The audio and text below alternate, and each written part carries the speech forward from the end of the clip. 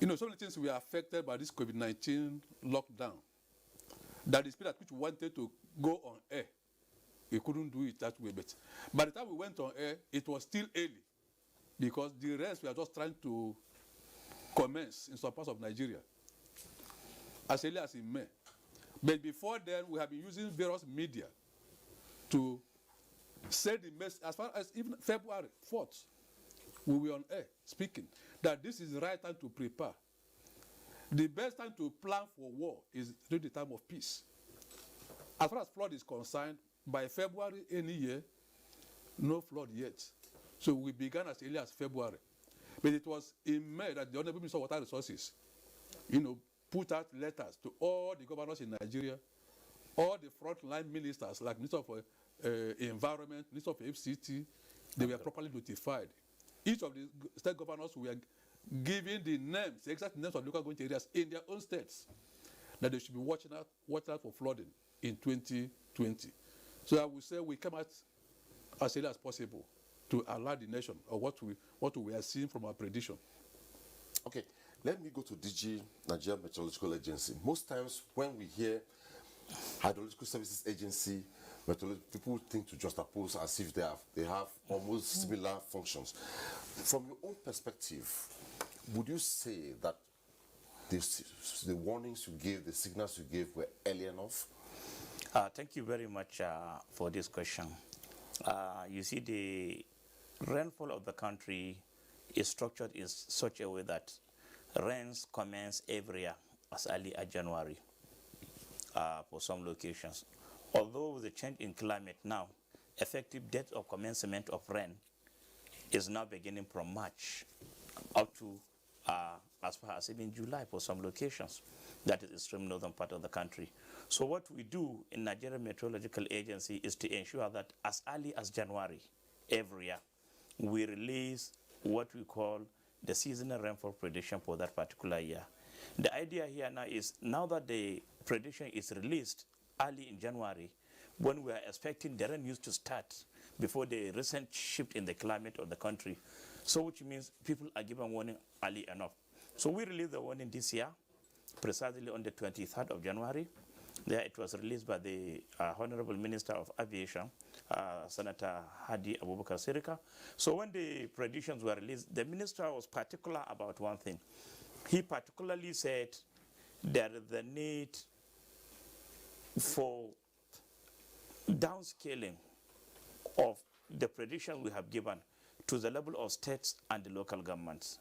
And by so doing, what the minister particularly appealed was that there is the need for authorities at the state and local governments to put their heads together so that what we have produced will be downscaled, so that at the lowest level, meaning within the local government, we will know what exactly we are the predictions.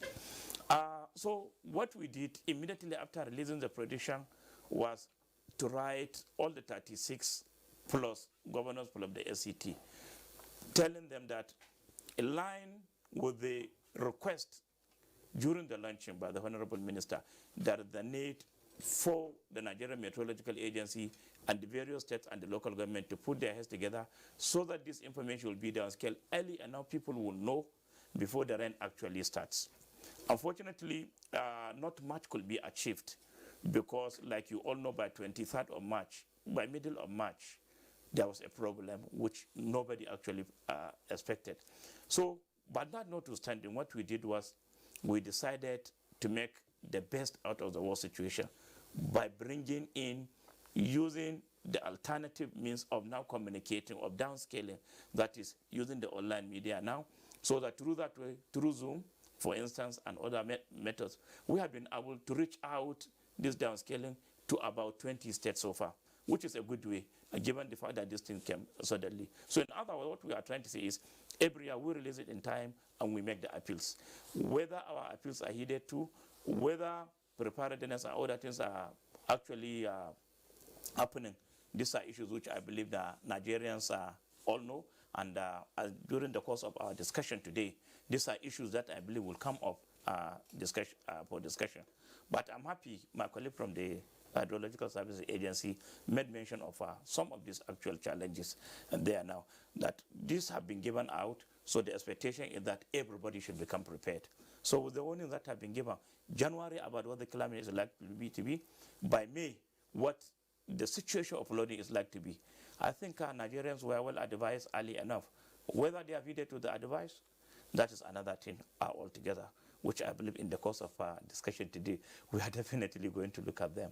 The next question I love to ask the two of you, because your functions are very, very similar, but you have your dividing line, is beginning with you.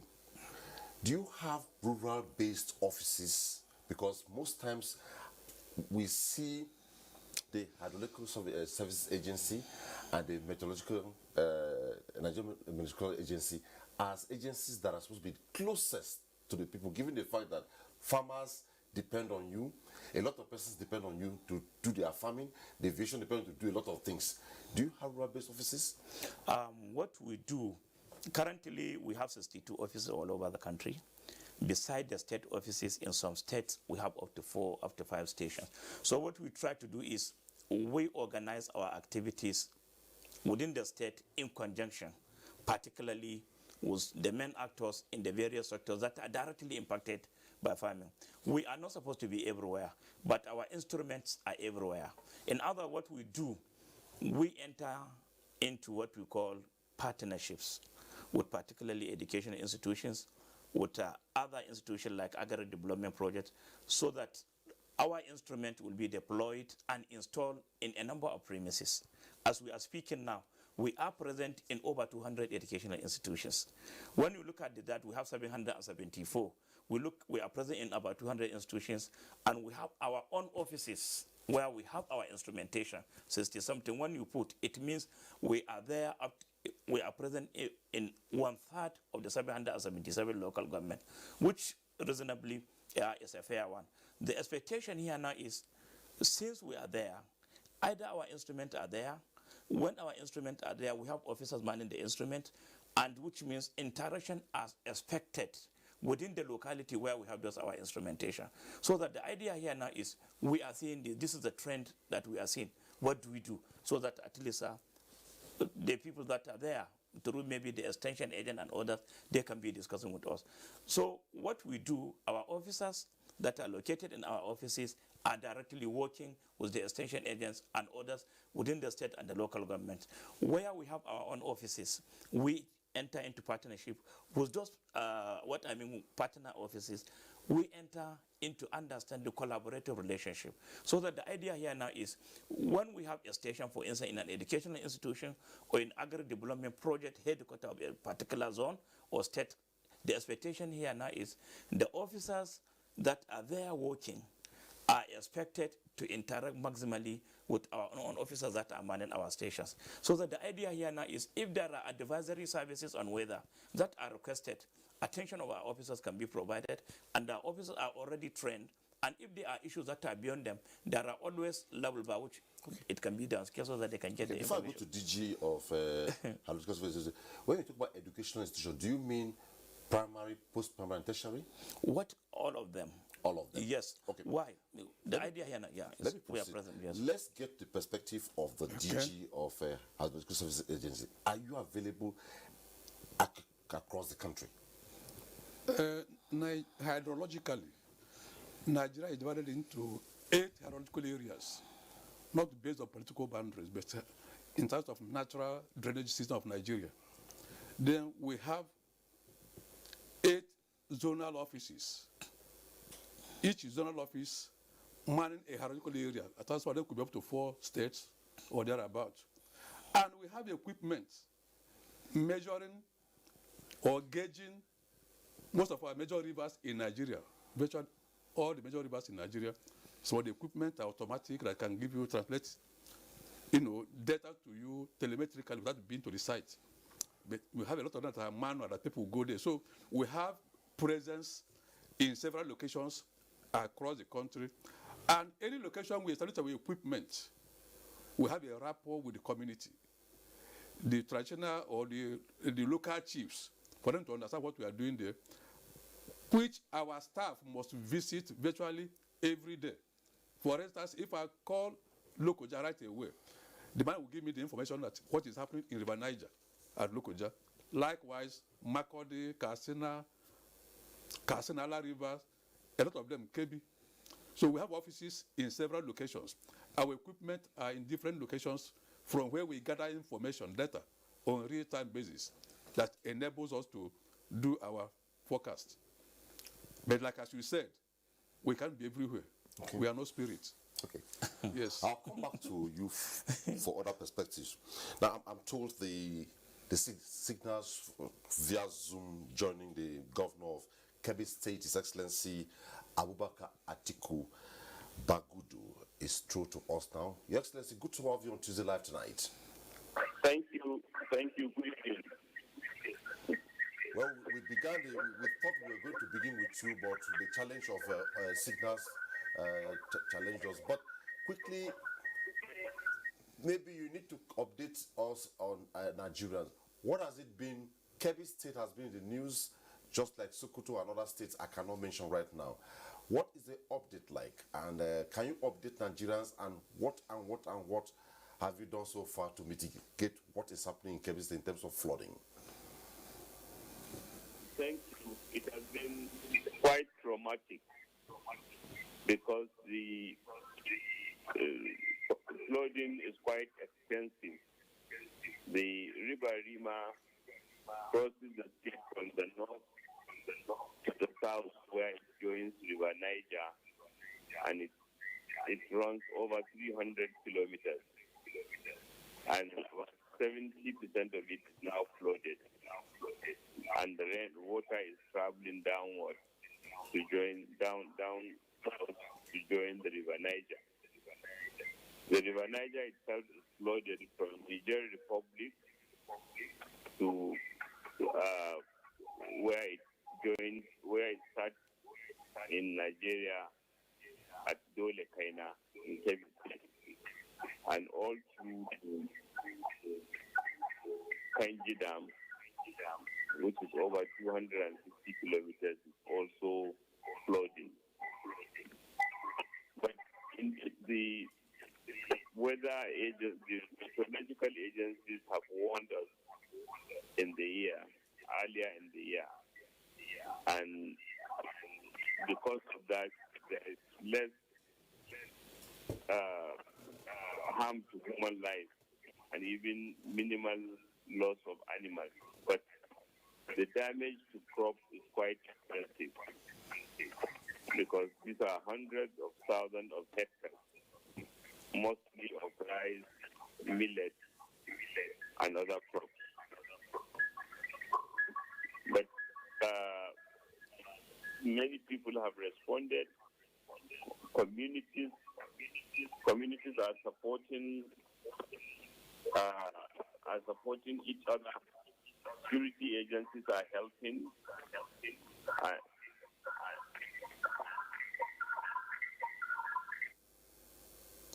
A lot of support from media agencies in broadcasting the challenges, and people have been avoiding danger zones. People have been evacuating from dangerous points. So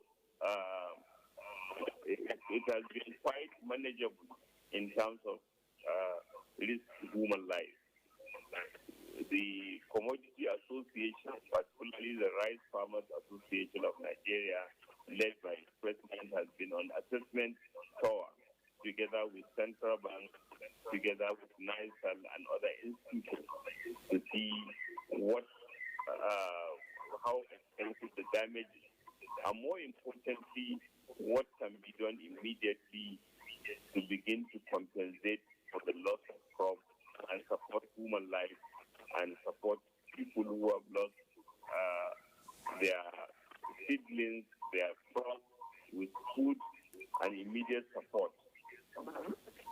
And in addition to the two major rivers, there are pockets of flooding in other inland rivers, particularly at Jega local government, which has been significantly flooded as well, and Arewa local government. So these are not on the river bank, but they have also been flooded. There has been significant flooding. Okay, Your Excellency, thanks for the opening thoughts you have given us. So far, you have given us the perspective as a state government, besides the fact that the CBN and other weather agencies have been to assess the situation, the victims who are displaced, the farmers whose whose plant or crops have been washed away, do you have any plans for them, or are you doing something immediately for them while they await the maybe palliative or response from the Central Bank of Nigeria and other agencies? Has been quite supportive in previous floodings, and even the sorry, I forgot to mention the National Emergency Management Agency has also been up and about assessing.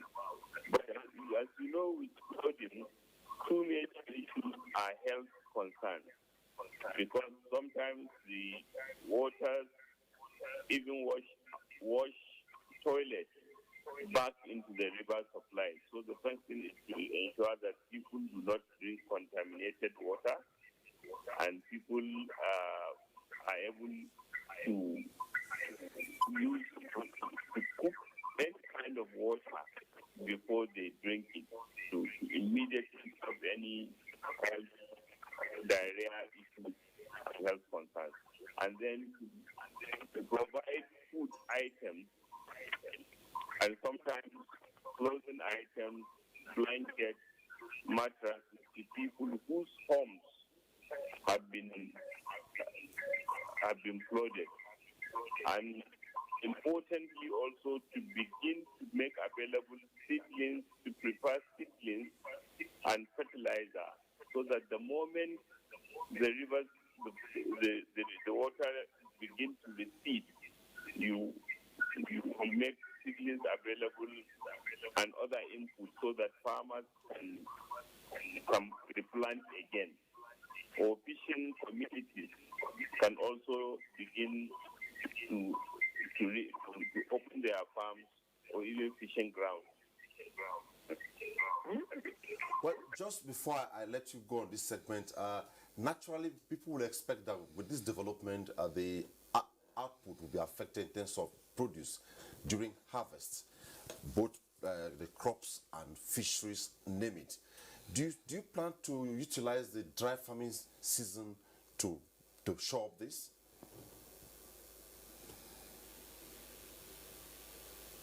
It has been a great year in terms of availability of rainfall. So there is a strong crop outlook for areas that are away from the riverbank, and that is comforting. And then maybe that is the same in most states. But as always, farmers have always been conscious that during the dry season you have better control over the elements. Therefore, more yield is even recorded in the dry season.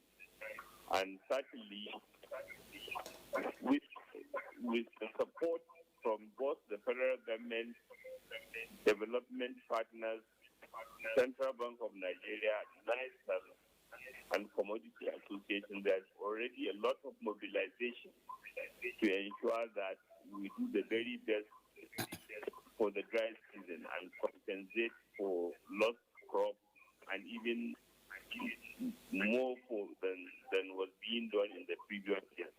And we must thank the federal government, the central bank, and other supporting agencies that have been supporting.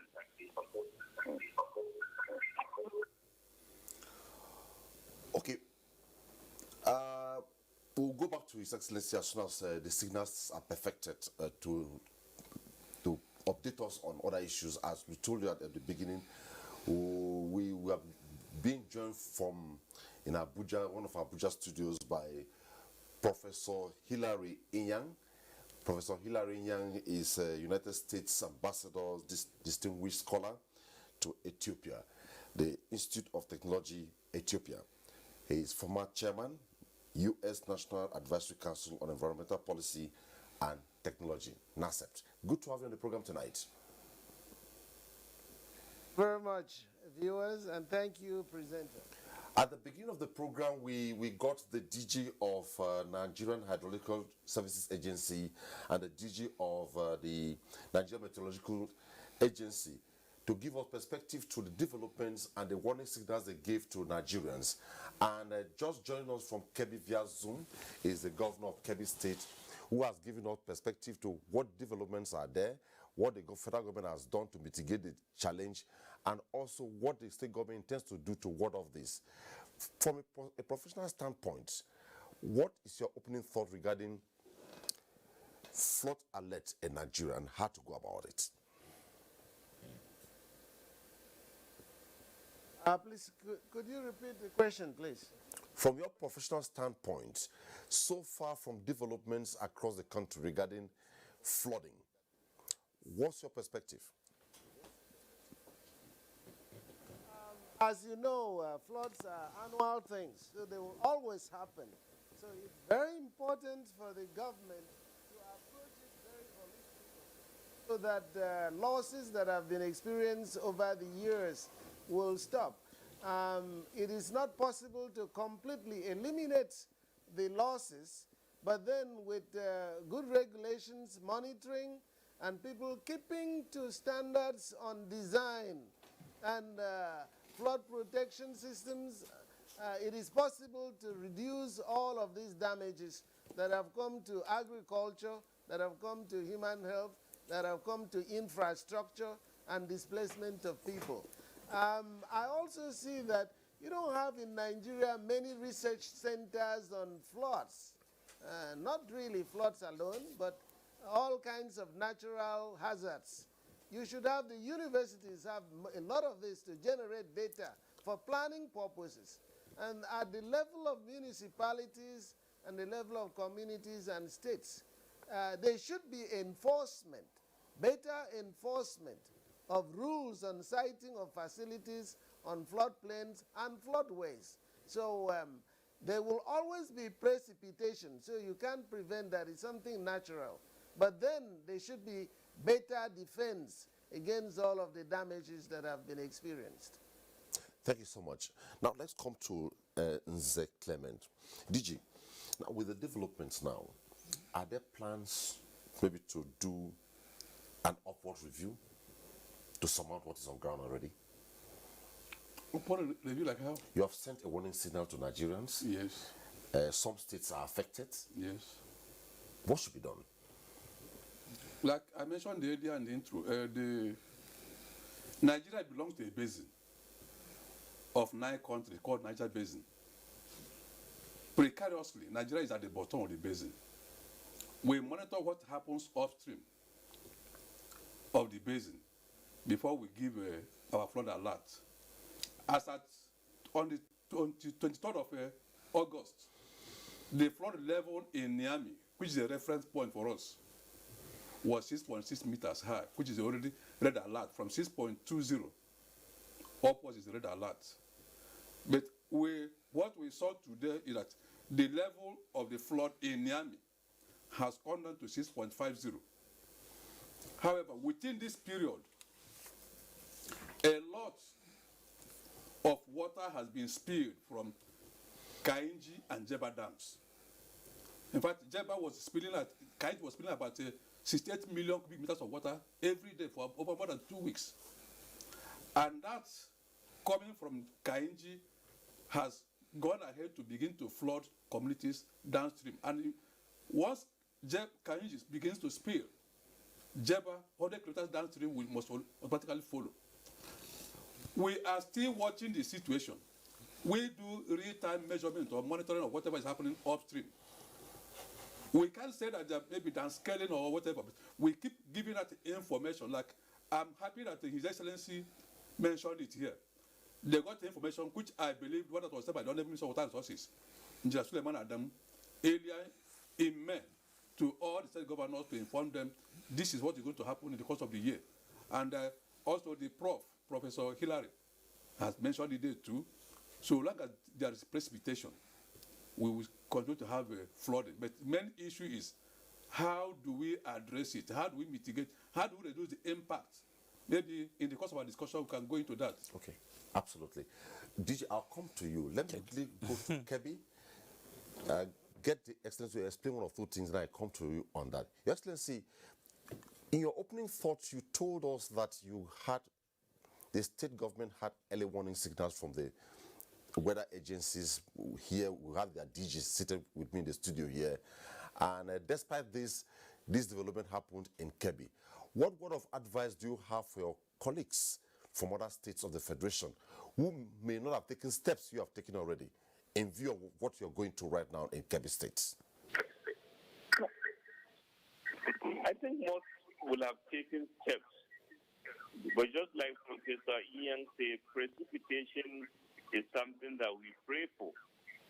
But sometimes the balancing, you wish for rain to have a great crop, but unfortunately sometimes it floods.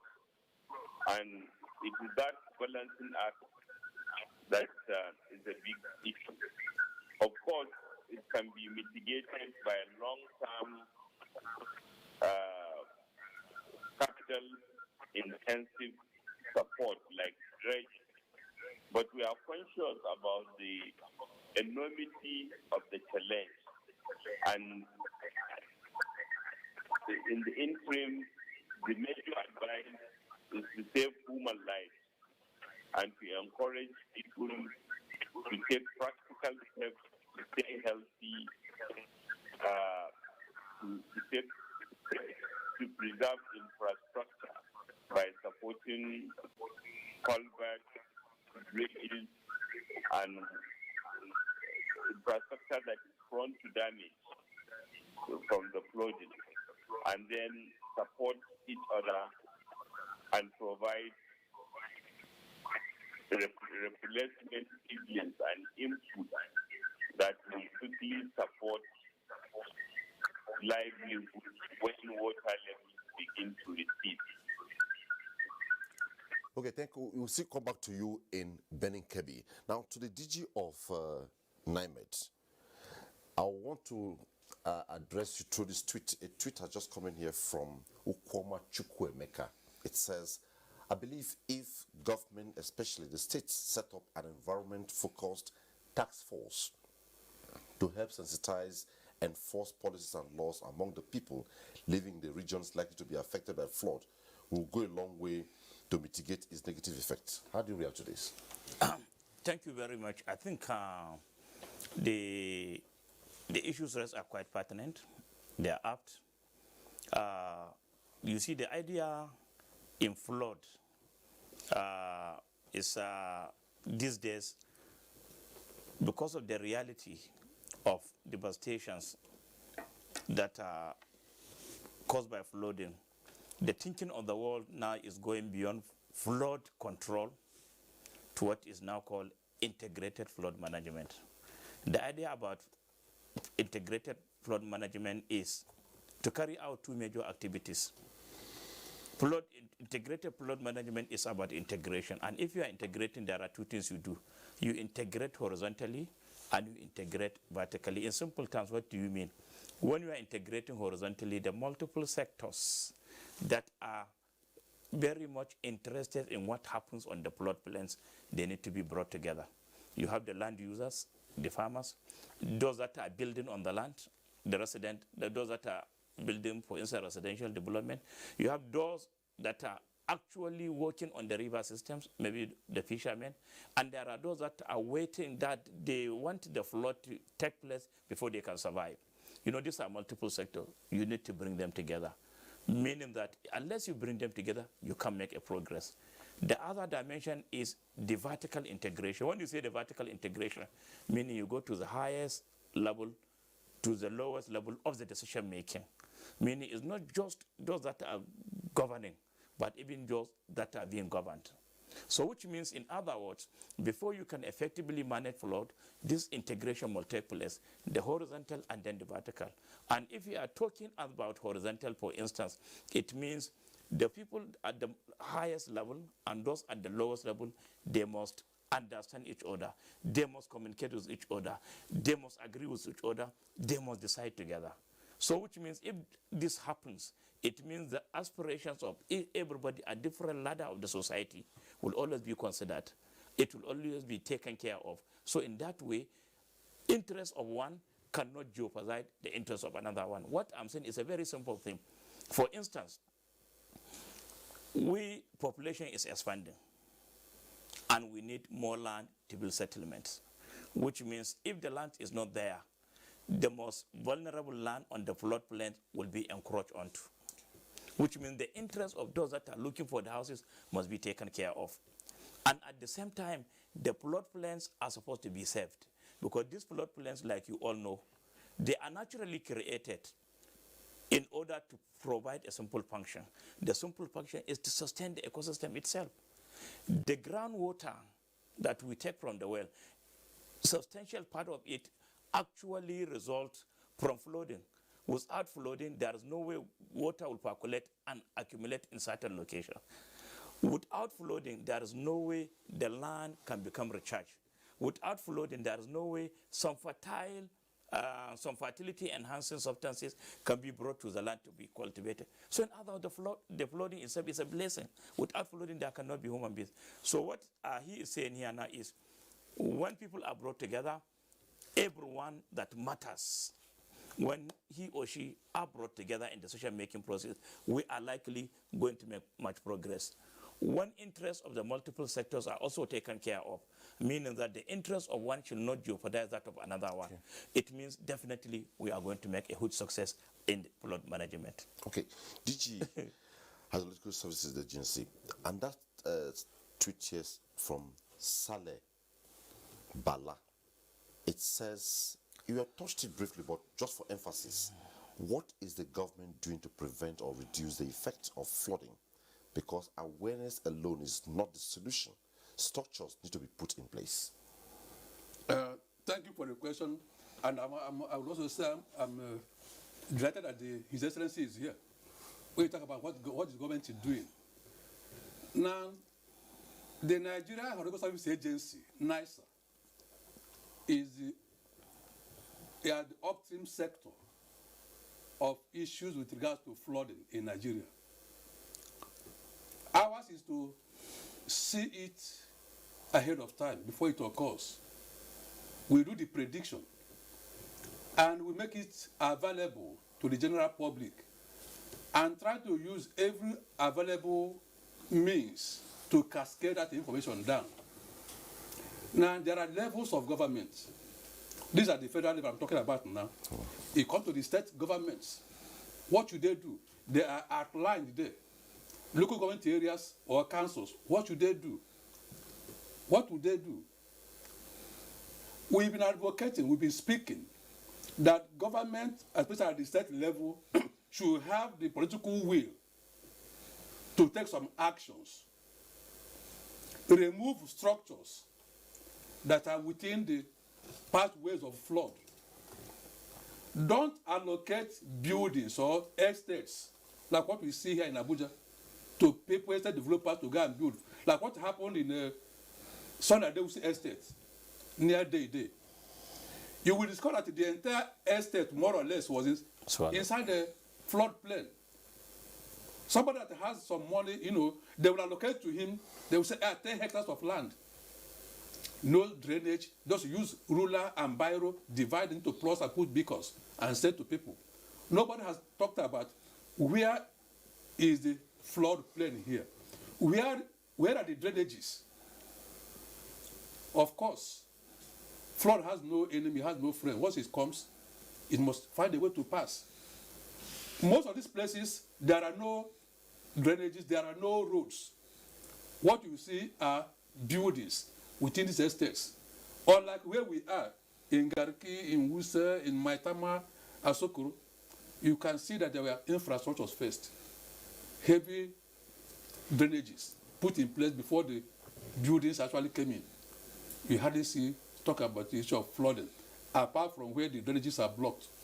But in most of the estates we have in the hinterlands in Abuja, likewise other cities, there's no plan at all. Okay, let's go to Professor Inyang. Professor Inyang, I will pass this question through a tweet to you. It's coming from @TrueDemocrats. Unlike Egypt, where floods are blessings for irrigation and dry farming, the question is, why is Nigerian floods not controlled to be used for economic purposes? Example, construction of dams for power farming, generation, etc. How do you react to this? As you know, Egypt is a country, the Middle East country, that has experienced water management problems for a very long time.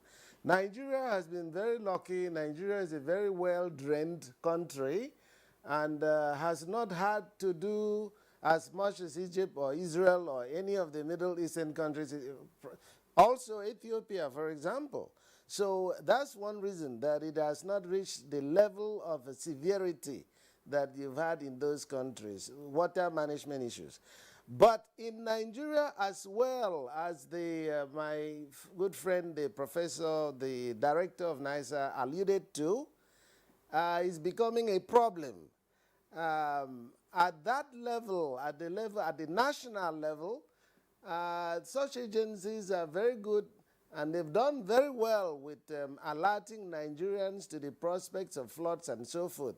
But much has to happen at the state level and at the local government levels, where there are statutes, local statutes on facility siting, where there are local waste management practices that silt up channels, waste dumping in many places that you shouldn't have. So a lot of things that need to be done have to be done at the retail level. Now, you're talking about dams. Dams, to do dams on flood path, you know, there's a lot of studies that have to be done. You just don't dam a place like that. There is micro-zonation that needs to be done with respect to prospective river channels. Floods don't always come on the same channel. So there's a lot of studies that have to be done to go from national zonation maps to state zonation maps to local government zonation maps before things like that can be done. Yes, they can be done. And probably the states and the local government will need help from the ecological fund as well, because some of those projects are those that would normally not be thought of as infrastructure development.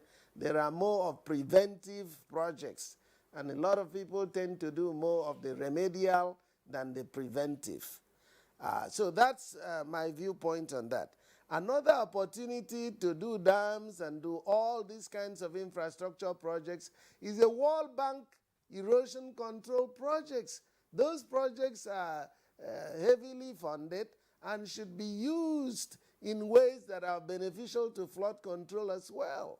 For example, there's a lot of ecological damages from erosion in a lot of states. In fact, all the states of Nigeria, I cannot pick out any one that is exempt from that.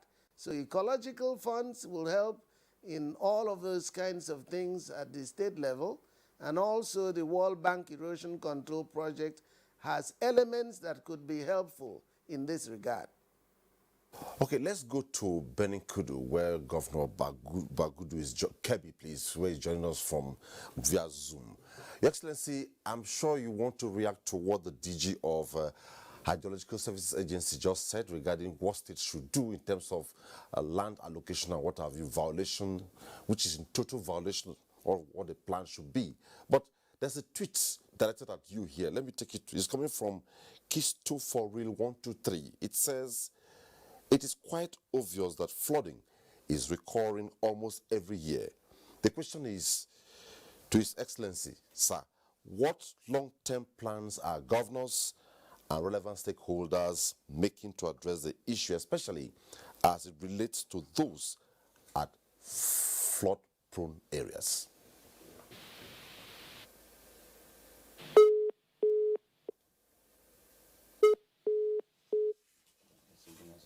We'll come back to His Excellency as soon as the signals, the audio signal just dropped there. I'll quickly do that. Maybe, do we just chat on that one while they fix that up? Yes. You see, what the expectation here now is states are expected to particularly bear the burden, because states are serving as the link between the federal and the local. The local governments are located within them. Local government are relying on the state government to reach out to the federal. And the bulk of the people that are affected by flooding are at the level of the local government. So which means the state are actually at the center. So which means any coordinating activity involving coordination of the various people that are affected by flooding for decision making to take place, it is expected that the state will be at the forefront in doing that. So the expectation here now is that the state should not only see themselves as a sort of a middle link between the federal and the state government, but states should see themselves as the monitors. They should see themselves as the managers. They should also see themselves as the coordinators of flood management at the local level. So what essentially I'm trying to say here now is states needs to do more. When you look at what is happening now, if flood occurs, assessment of what has the damage, provision of relief to those that are affected, putting in place contingency measures to cater for those that are affected by flooding, to a large extent is vested on NEMA, meaning that even those states should have that responsibility. You will discover that the bulk of activity will now be pushed towards the National Emergency Management Agency. In other words, what needs to be done now is states should now see themselves as those that should mobilize resources that should support NEMA so that this kind of intervention and whatever can now be provided. At the same time, states should now be in a position to provide the necessary support, technical and material, to the local government, so that the local governments can now be on their own, even without direct involvement of the state. The local government can handle flood management issues. That is why, if you look at the act establishing NEMA, there is state management agency and there is local government management committee. So meaning that if in every local government you have the management committee that is put in place, that is working effectively, I am assuring you that whenever there are issues related to flood, before intervention of the state is even sought, let alone that of federal government, the local government will not be in a position to take care of the problem. Okay, right on time, the signals from Benin Kiri has been restored, and we go back to the governor of Kebbi State. Your Excellency, you are about reacting when we lost signals. Can you react now?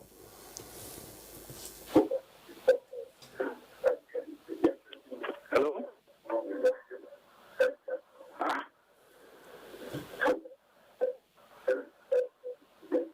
Your Excellency, Hello? the question basically was, besides the fact that you would love to react to what the DGs have said over here, a tweet came in from Kisto for Real 123, and the tweet is, it says it is quite obvious that flooding is reoccurring almost every year. And the question is to His Excellency, that's you, what long-term plans are governors, that is you and other governors and relevant stakeholders, making to address the issue, especially as it relates to those at flood-prone areas?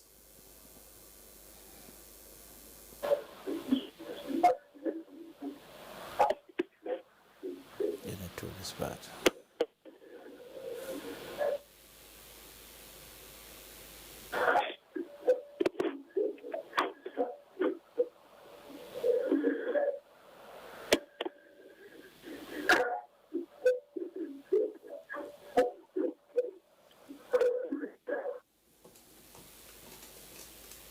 Quite a challenge there. I believe our engineers are working around to ensure that it is fixed. Well, quickly, let me ask this general question to you, the two DGs, and Professor Inyang. But let me go to Professor Inyang.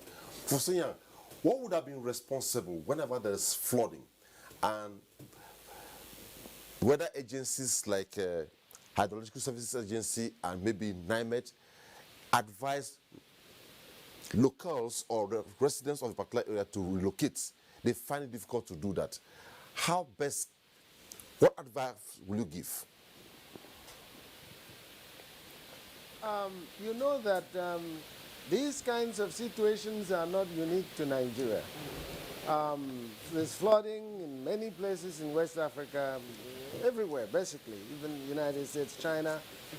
So they face the same problems. NIMET and these national agencies have done a good job. I have been following them for years. But they don't have flood management responsibilities. So it is at the state level that there should be enforcement. So their responsibility is to provide information, provide probabilities for floods of certain levels, and do some general or even some scientific assessments of things as they do, and they do that very well. But you see, it is at the state level there's got to be political will to have zonation maps and make sure that siting controls on facilities, practices by farmers, that at the local government level, certain detention areas for floodwaters are kept and not sold to the highest bidder. So there are some enforcement things that are better done at the state level.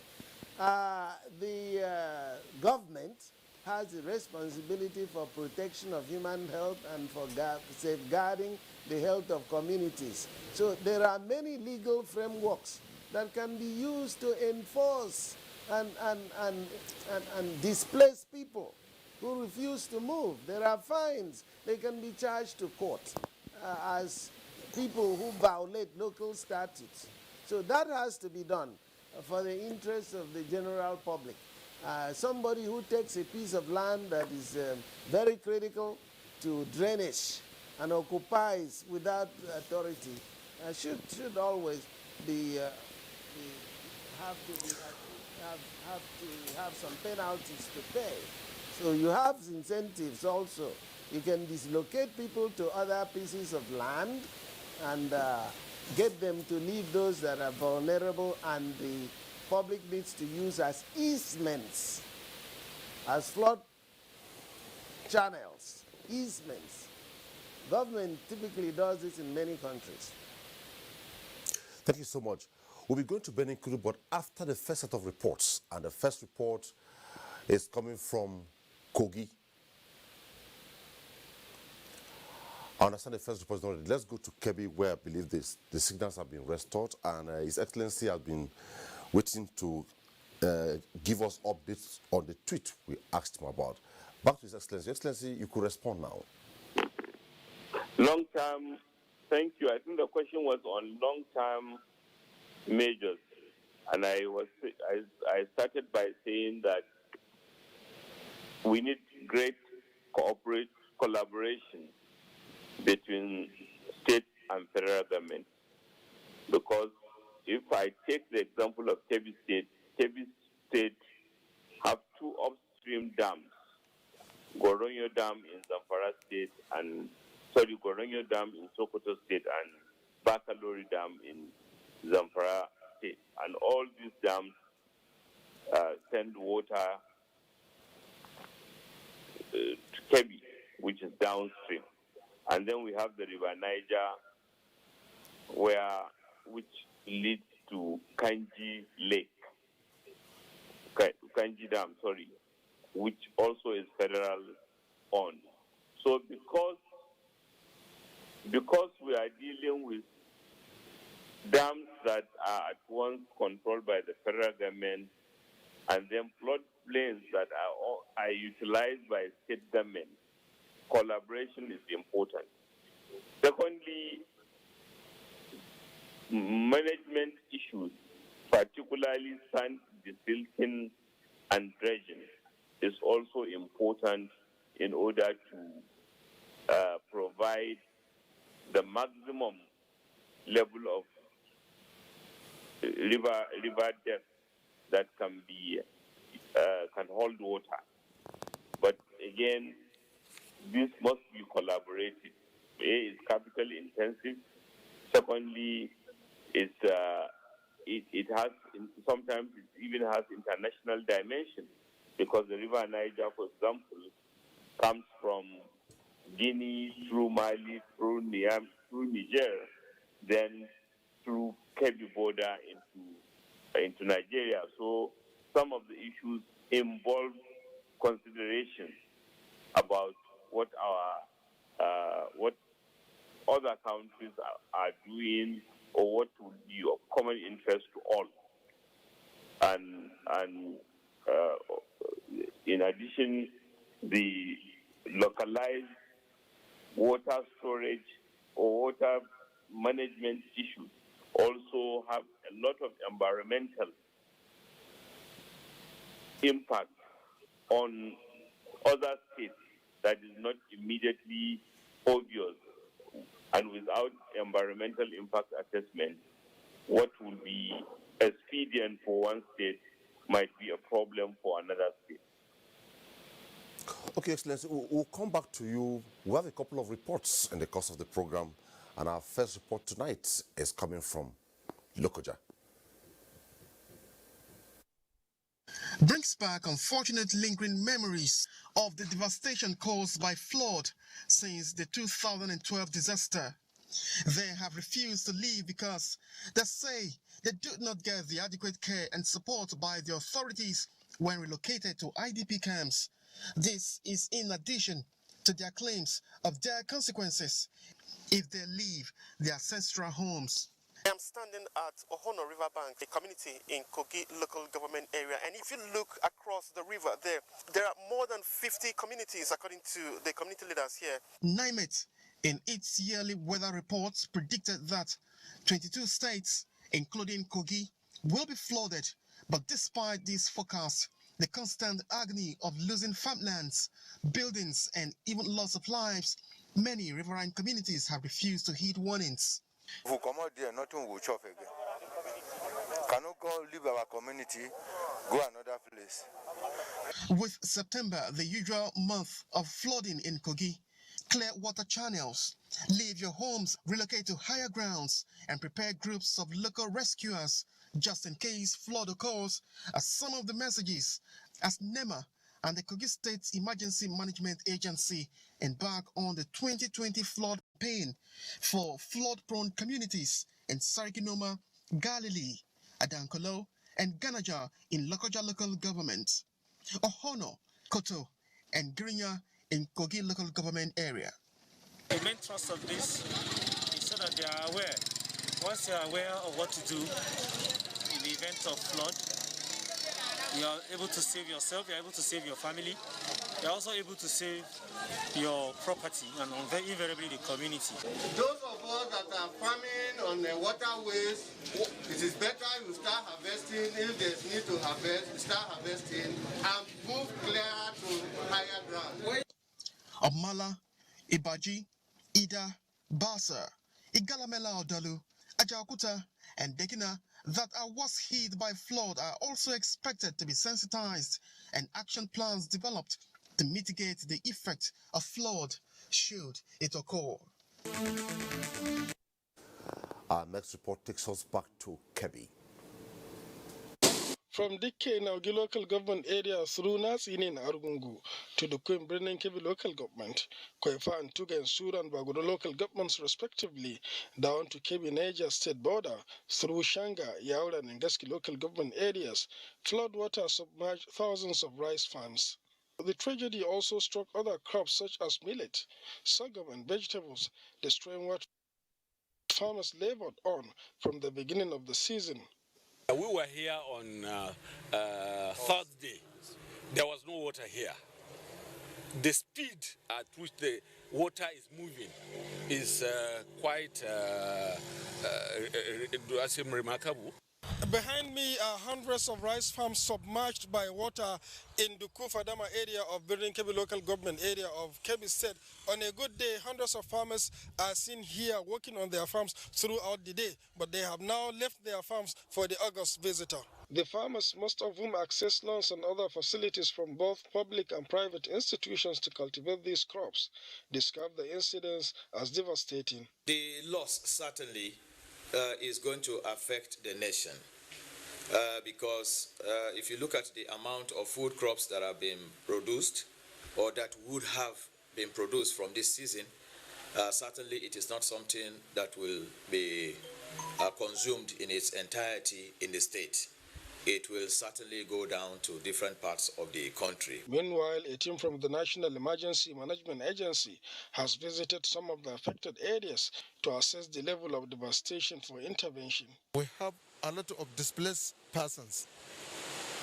All the rice farms are also submerged. It's as if we have been told earlier. However, sometimes one of the challenges is when you say people should relocate. Have they been given alternative places to relocate to? Those are some of the things we encourage our stakeholders to look into. From Kebbi, we go to Lafia in Nasarawa State.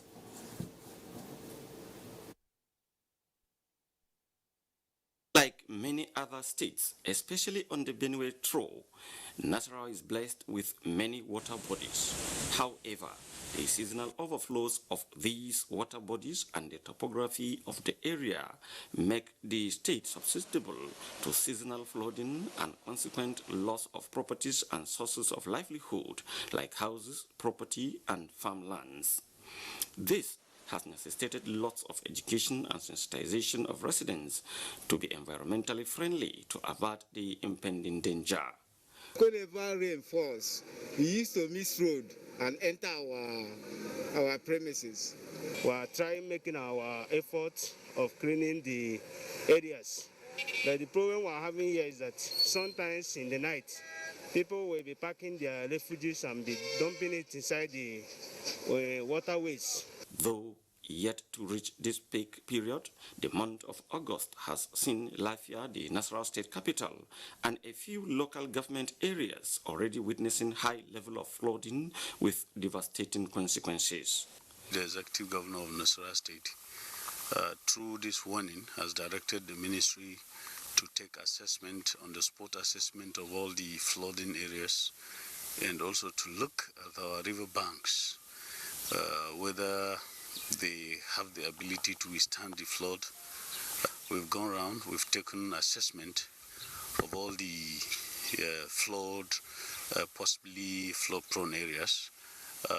We have aggregated them. We have no less than 44 trucks of assorted grains in the store. We had a few mattresses, a few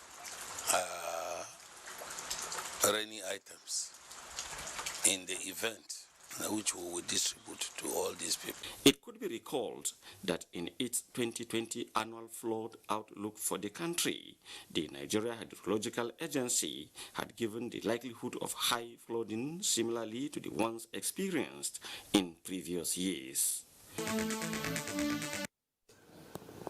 One of the key questions we asked at the opening of the program is it that public awareness tools are not very effective?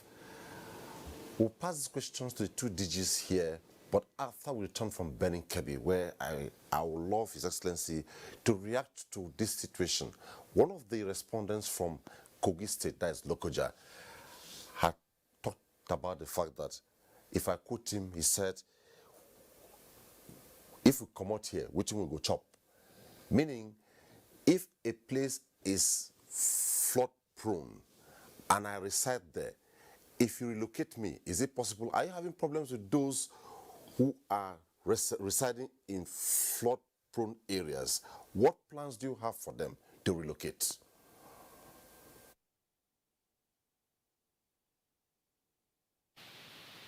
Obligation of government is to ensure public safety and safety of human lives. And therefore, the emphasis is for people to relocate to safer ground. Relocating to safer ground does not stop them from pursuing livelihoods in the flood plain. Maybe they can plant, they can do fishing there, they can take animals to rear. But obviously, we don't want them to live in places where flooding can potentially destroy their homes and or cause death or harm to themselves. So, most in Kebbi State, And thank God that's why we are experiencing low number of deaths, even though the flood is devastating. In previous years, floods that are not as devastating as this has cost more lives. But because people have been heeding to warnings and relocating to higher ground, the loss to human life has been minimal. So the first thing is safety. Safety.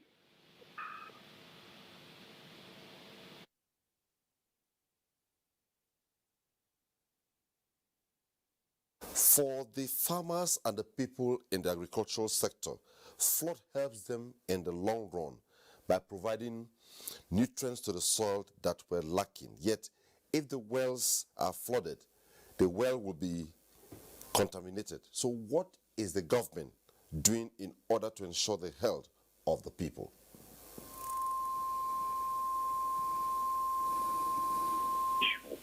In terms of warning people not to drink contaminated water, to cook water, especially during the flood season, and also to know that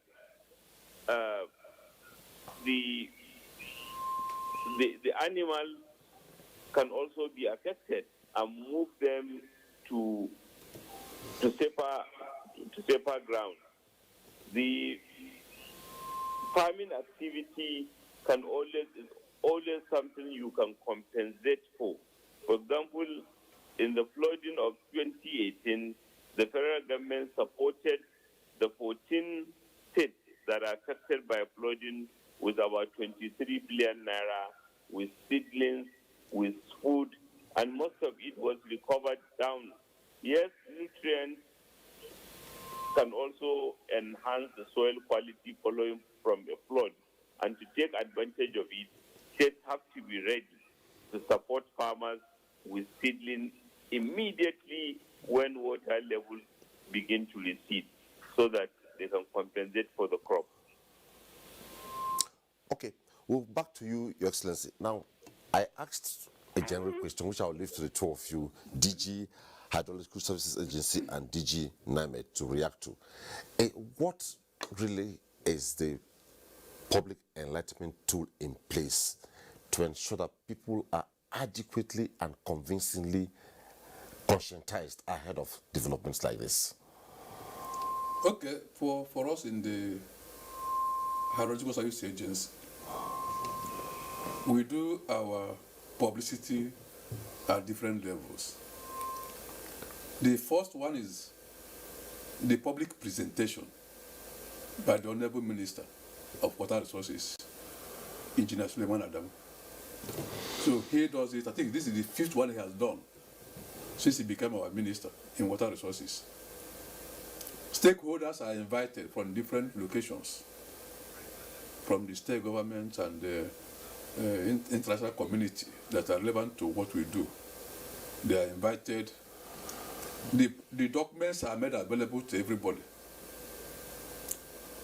That is the first leg of it, of our publicity. Try to publicize what we are saying, issue of flooding. Then we begin to move from zone to zone. We also translate what we have predicted into the three major languages. We get to states, bring some states together in a zone, and then enlighten them, the state SEMAs, Minister of Water Resources, Environment in the states, CSOs that are equally involved. Mind you, we also have our officers, zonal offices, that equally have the materials, and they are on their own also liaise with the relevant states in their own locations. We use various social media handles to publicize what we do. A lot of press releases to update people. We liaise with NOA. They are part and parcel of what we do in terms of publicity, because they have offices virtually in all the 770 polycommunity areas in Nigeria. And then like NTA, the radio stations we work with them. So we do as much as we can, but we can't be everywhere. The state governments have access to the rural communities based on our predictions, which are always made available to the state governments. They can take it up from there too and begin just as they normally do the campaign during the elections. They can even adopt that method, like we are talking about this issue of COVID-19. While doing campaign, trying to inform people on what the dangers of, things they must pay heed to. The issue of flooding should be integrated in what they are doing, as they are warning the people on how to heed the regulations with regard to COVID-19. The issue of flooding should be there too. There's one director of NOA in the state, I will mention the name. Why advertising, publicizing the issue of COVID-19, how people should take necessary measures? They go along also to inform the people about flooding in the localities. So we do the much we can from our own end, and then also expect that the state government should equally take it up from there to the rural communities. Okay. We'll take a break now. When we return, more explanations from the DG of NIMED and Professor Hilary Ian. Stay with us. For now, the best and most efficient way to avoid getting infected is through regular hygienic and sanitary practices, as well as social distancing. As individuals, we remain the greatest weapon to fight this pandemic. By washing our hands regularly with clean water and soap, disinfecting frequently used surfaces and areas, coughing into a tissue or elbow, and strictly adhering to infection prevention control measures in health facilities, we can contain this virus.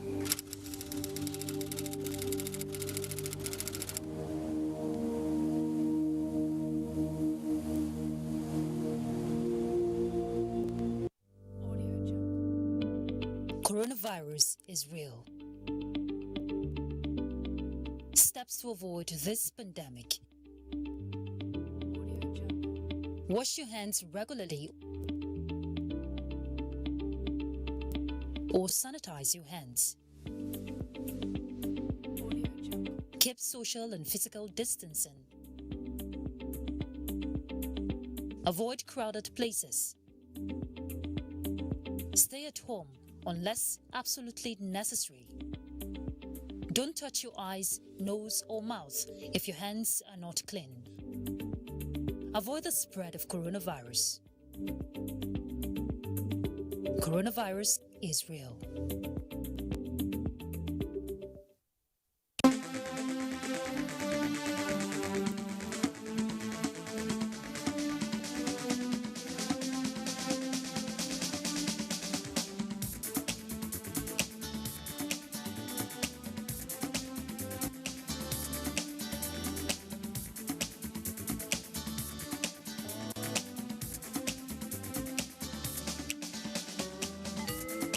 NTA Tuesday Live, a network issue-oriented innovation talk show.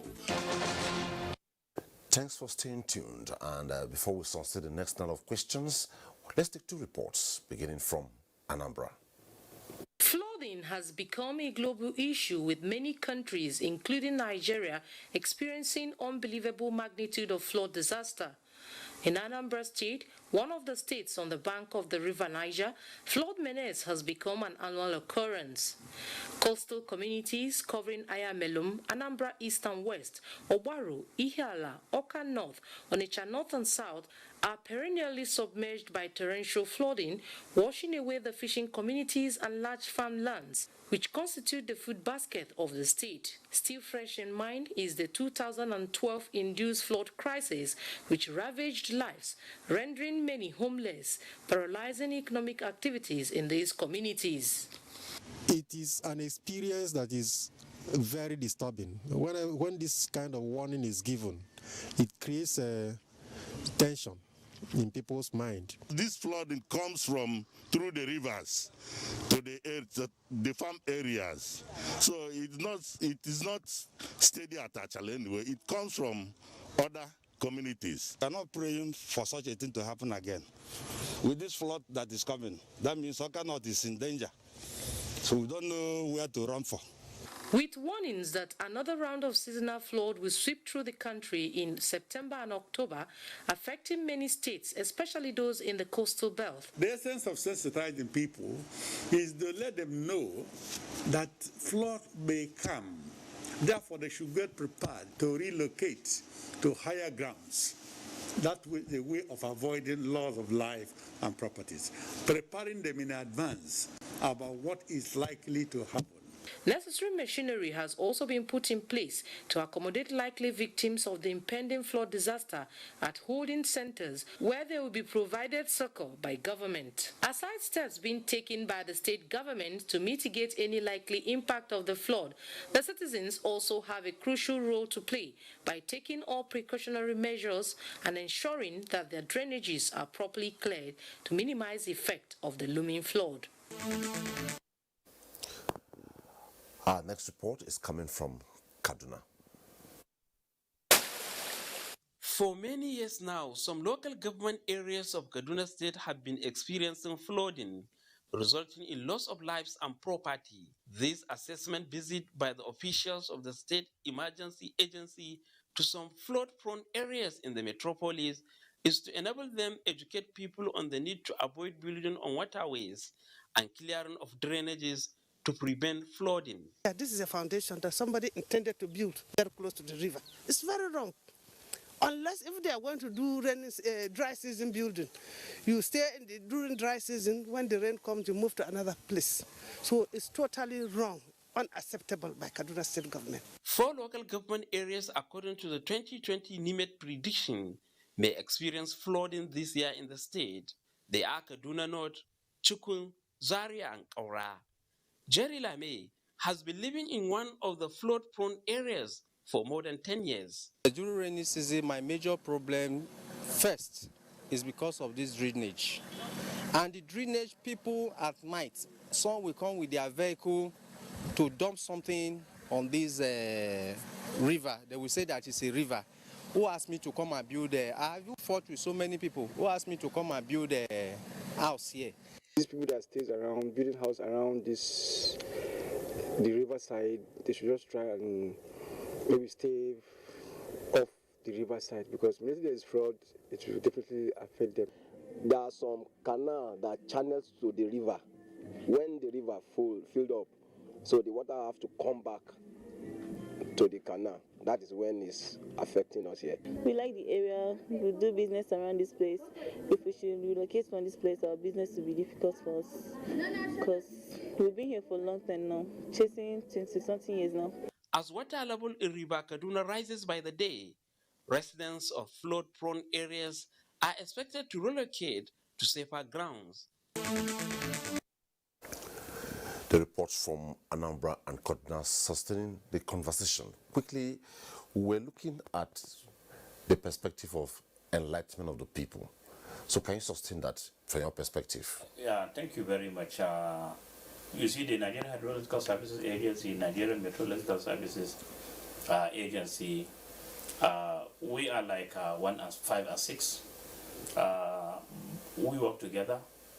And in most cases, when it comes to the issue of reaching out, we virtually employ similar mechanisms of reaching out to the people. That is, using relying on the print, electronic media, contact with the community and other things. One other important avenue we utilize is partnership with the development practitioners. You see, in recent times, because of the challenge the climate change has been causing, development partners are now directing their attention rightly towards climate change mitigation. So in other words, they give much emphasis on that in their activities. WHO, for instance, are very much interested. How has the climate changes in the climate, how has it been accelerating the incidences of a number of diseases, for instance? And then the IFAD, International Fund for Agricultural Development, which is an arm of the FAO, for instance, an important aspect of things they do is on climate change and agribusiness, meaning what are the opportunities for business in agriculture that is being affected by climate change. So in other words, an important thing we now try to do, we partner with them. A number of our downscaling activities we do of our seasonal climate prediction, we do it for farmers in particular. We do it hand in hand with the effort. For instance, in 2019, through effort, we were able to downscale the seasonal rainfall prediction to farmers in 32 out of the 36 states of the country.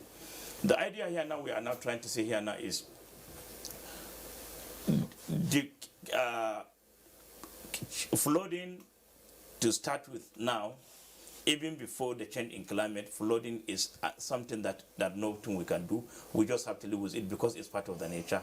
Flooding is needed. Changes in the climate has now resulted into serious changes in the pattern of the rain, resulting into reception of high amount of rain at a particular time, leading to incidences of the flooding. So which means since we cannot prevent flood from occurring, and climate has now changed their pattern of precipitation in favor of higher amount of rain, then it means receiving high amount of rainfall, receiving high amount of flooding is an issue we must learn to live with. So we need to communicate to the people, but the best thing we should do in reaching out is to communicate to the people the positive aspect of flooding.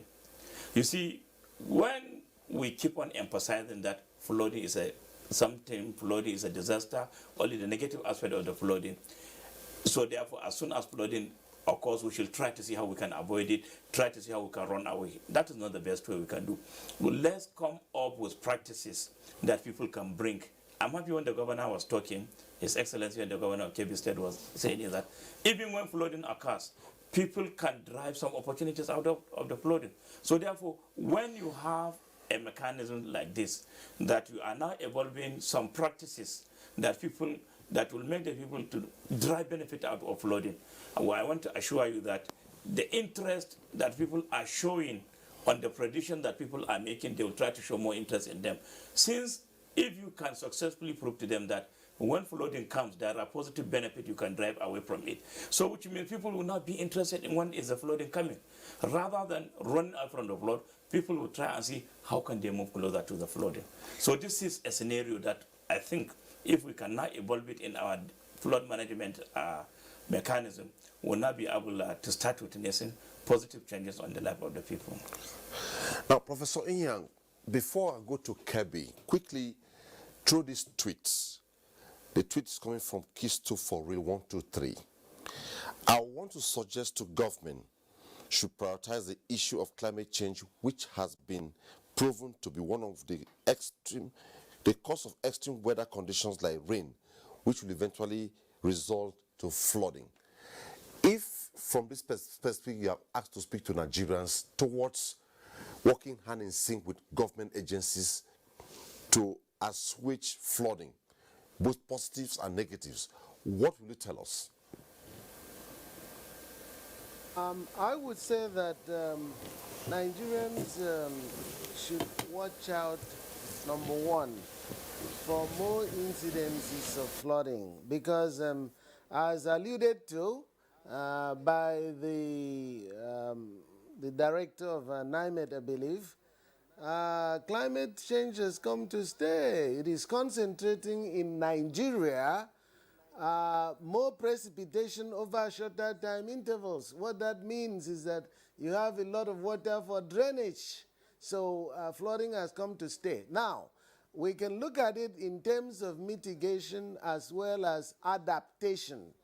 And the last gentleman who just spoke, I'm happy he's talking more about adaptation. The recognition that flooding will always be there. It has been there from time immemorial, but we have to do something to reduce its negative impacts. Number one, the public has to be aware of areas in their communities that are flood prone in terms of locations. Now, the public will not generally be aware of that unless each state has zonation maps. Zonation maps will say that this area is prone to seasonal flooding, the other one not so much, and so forth. So you need to have maps that would serve as guides to the local government agencies or even the state agencies that are responsible for granting permits for siting of facilities, for granting permits for building structures, and so forth. So that's one. Each state has to struggle to do that. Second, there are many engineering measures for reducing the impacts of floods or even preventing some degree of flooding. You can't completely deal with all kinds of flooding by design, but you can reduce the impacts. For example, there should be some interception ponds for drainage water in many, many states. I mean, if there is seasonal flooding, the patterns will be known, and they should be detention ponds in many, many, many communities in Nigeria. Another one is that you have under design in many states and locations. If you are designing for a 100-year flood, we are designing for a 25-year flood, we are designing for a 40-year flood.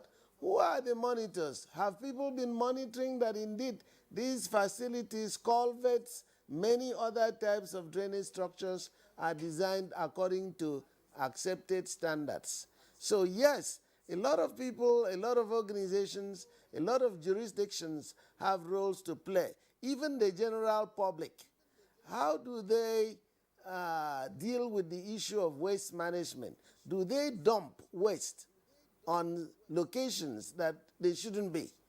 When they see culverts that are open, when they see gutters that are open, what is the community's response? So non-profit organizations that also deal with the public interest should be watch out for this too.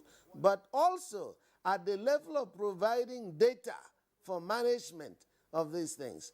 There are state universities. Which of the state universities have disaster management research centers that would complement NIMET and a few other national agencies that are doing something here? We know that floods are the most frequent natural hazards in Nigeria.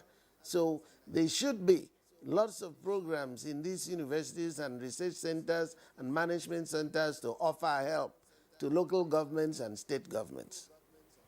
Thank you so much. Let's go to Kebbi before we come to the last line of reports. Your Excellency, judging from the last contributions by the team of panelists tonight, would you think, or don't you think we should be thinking towards a nationally determined goals on flooding?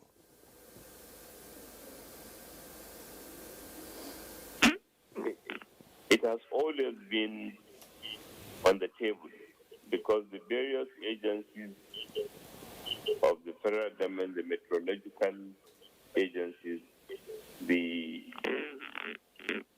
emergency agencies, both in the state and the national, have been very active in determining what a national plan will be. And the federal government, Federal Ministry of Water Resources has been active. It has been seeking support for funding from development partners to evolve a national plan, because the national plan is both long-term and capital intensive. We may recall that when President Muhammadu Buhari was chairman of the Petroleum Trust Fund, he initiated the dredging of River Niger, which is a long-term plan which can provide succor and will be a key ingredient of a national plan. And I'm sure the same thing with initiatives on Lake Chad to recharge Lake Chad so that it will hold more water and it will reduce flooding around the tributary rivers. So these are capital long-term initiatives which are still on the table. And I believe with increased funding or increased mobilization of resources, we will begin to see them being implemented, because certainly they make sense. I mean, Kebbi State can easily absorb billions of dollars of investment, which will be justifiable and will pay back, because it will provide more certainty and control over water utilization, which will help produce more. And so certainly, yes, there is the great desire for a national plan to be enhanced. Thank you. Okay, yes, we'll be back to you for your concluding thoughts. But quickly, let's take our last line of report, which is by way of Vox Pop, and we'll begin with Benin. Before well, about 2-3 hours, once in real well, water the entire each house. I beg government to make the help us. So look at Sudan as now. People not do again. The other house, people not do. Even this itself, people, many hours, people don't recommend because of this. Where the water they come from New Market, then St. Paul from the Kilsa, they come here. Then what will they beg for now? Make government can do for us. Because see where they save us for here now. That very place when they open now, and there water they pass, they go in the backyard. But because I say they won't block that place, that's why you say I do this one and make water not come enter here. We are soliciting for the government to come to our aid, to come and clear the gutters. We need government intervention so that they will help us to do the road. So if you watch now, to who inside the no vehicle coming, no one coming out. The global factor. We know we hear of the climate change occasioned by global warming. That is one of the factors that is causing excessive rainfall. The drainages have been blocked because of human factor. Our people are not oriented enough to understand that once you block these drainages, you will be the person to suffer it at the consequence. And for one of the things you are saying now is you have a drainage by the sidewalk, but the water is not draining because they've been blocked by the activities of the people living within the environment. Next Vox Pop is coming from Port Harcourt, River State. In their building because of flood. The crops we have, it's almost gone. So we don't have anything to get from the land this year. Anytime rainy season, nobody can stay here because of the flood. Our property are inside that house. Last flood experience in River State, we observed that so many communities in Andoni was affected, and we didn't see government intervention. So for me, I want to advise our people should be properly prepared, so that when it comes, it doesn't take us unaware. At least we should find a way out. Based on previous experiences, we should be able to estimate these are the number of people that will be affected, that will be evacuated from those locations. They should let there be, camp, where people can take refuge. Emergency response or emergency preparedness is not meant for federal government agencies alone. It's meant for everybody, particularly the communities that are affected. They have to do their part. Enugu is our next stop. Then we will notice that Enugu is not prone to flooding. We usually take proactive measures in Enugu State. Before any rainy season, we'll move around to make sure that we desert all the public drainages, so that when there is rain, people will not experience incidents of flooding in any part of Enugu. I think the best way is for us to clear all our waterways. We should make sure the drainage channels are clear. And then we should make sure we plant trees that will help to stop flooding.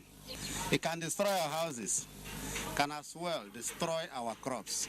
And there are a lot of deforestation. People are killing plants. Some build houses on drainages and places where they are not supposed to build houses. And indiscriminate dumping of waste. It leads to loss of economic crops, goods, even loss of life. And it can equally lead to destruction of infrastructure. In the concluding segment of the program, we'll begin from Benin, Kebbi, back to Abuja. But quickly, most often one would liken flooding to the hot stove theory. You own the stove, you own it, it burns you if you don't manage it very well. If you don't manage flood very well, either you use it positively or it will ravage your environment. Your Excellency, from all the discussions, it is very clear that we need flooding to even plant crops.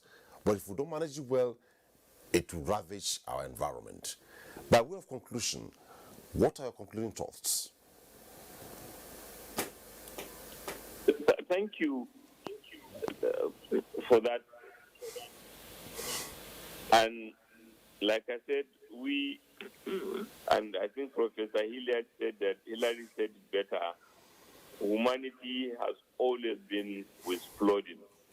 In the Bible, in the Quran, in the Torah, there has always been stories of flooding, and certainly is something that we all wish for. Only that we wish we can always have it in a manageable way. Occasionally, population pressure and property rights are impacting on the aggression with which we live in areas where we should not be living. But we'll continue to draw attention to better and safer places to live and managerial issues that will reduce blockages and the wider environmental and climate change issues, planting trees, dredging that can make the rivers contain more water at any one time, and then the balancing act. But overall, we have not done very badly. Our circumstance compared to other countries is much better.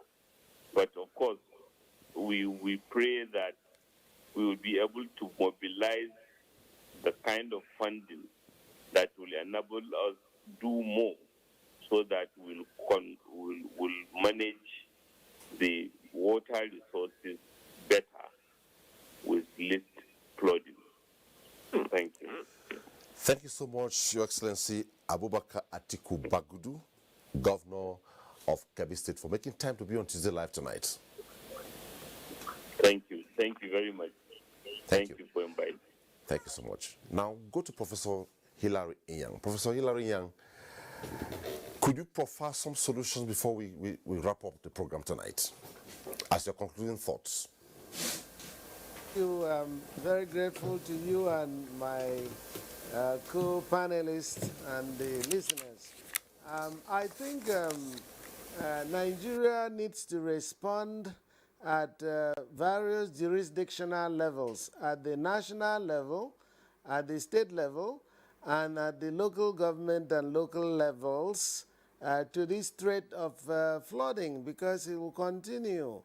As Governor Bagudu has also mentioned, flooding is not necessarily bad, but when it comes at levels that are excessive, that's where there needs to be some intervention. In my own opinion, there's got to be some level of enforcement of existing statutes and creation of new ones on the bad occupancy of flood-prone areas and drainage channels. That's one of the biggest threats in many cities in Nigeria with respect to flooding that has caused a lot of problems. The other one is that there's got to be strengthening of units at the state level that are responsible for granting permits to developers.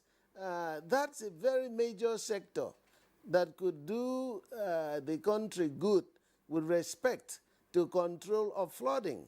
The other one is that there are many engineering measures that have been adopted in many places that could reduce the problem. The Nigerian Society of Professional Engineers should get engaged in that, and the state should develop partnerships with such entities to try to bring fraud control designs to bear on a lot of public works projects. And finally, being that my co-panelists have talked about other equally important measures, there is the issue of generation of data. There are many research institutes that should be established in Nigeria to help in these kinds of things. But unfortunately, there are very few. There are just too few of them. If you would have such centers that provide help to local governments, especially at the state universities and polytechnics, a lot could be done to control floods in Nigeria.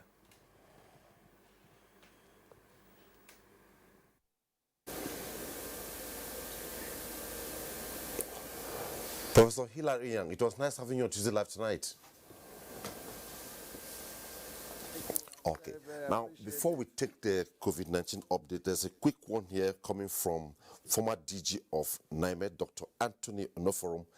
Quite a strong point. He says, the point that flooding and other extreme weather events will persist in years to come is very well made and should be re-emphasized. Adaptation is therefore critical to survival. I strongly suggest that the process of operationalizing the national framework for climate services in Nigeria should be concluded. This will help to achieve the integration the DG NIMED made reference to earlier. That's the contribution from Dr. Anthony Onoforum. I think it's the former DG of NIMED where you succeeded. Yes, exactly. And quickly, before we go to the two DGs with me here, the latest coming from the Nigeria Center for Disease Control on COVID-19 says, it shows that Nigeria has recorded 239 new confirmed cases of COVID-19. Out of the number, Plateau State tops the list with 116 cases, followed by FCT with 33 cases. Lagos has 19, Ekiti 12, Kaduna 11 cases, while Bauchi recorded the least with 1 case. This brings the total number of confirmed cases to 54,247. 42,010 has been discharged, while 1,023 deaths recorded. That's the update on COVID-19 from the Nigeria Center for Disease Control. Maybe I have to take on Professor Mashi. Do you want to re-emphasize what Dr. Anthony said? Certainly, yes. You see, the United Nations agency saddled with the responsibility of managing issues related to weather and water and climate, which is the WMO, has for long come to a conclusion that the best way we can enhance adaptation at national level is to ensure that every country should put in place what is called a framework, national framework for climate services. This is like, when you say a framework, it's like a structural arrangement of a number of components, a number of individuals, a number of parties, a number of structures within the country that will now come together with defined roles, with defined responsibilities, with defined actions that everyone is supposed to play in order to ensure that issues related to climate, whether it is generation of the information, analysis of the information, utilization of the information, or whatever you have related to that information, in order to stimulate development, is actually strengthened. So in Nigeria, what we have done, we have produced a framework, and it has already been approved by the Federal Executive Council, but because there are some important issues in implementing the framework that need to be strengthened related to, for instance, mobilization of resources. Different sectors need to make sectoral contribution. So, like, you know, issues of money is very, very fundamental. That is why it is still being sharpened. So what Dr. Onoforum is emphasizing is the earlier we start operationalizing this framework, the better.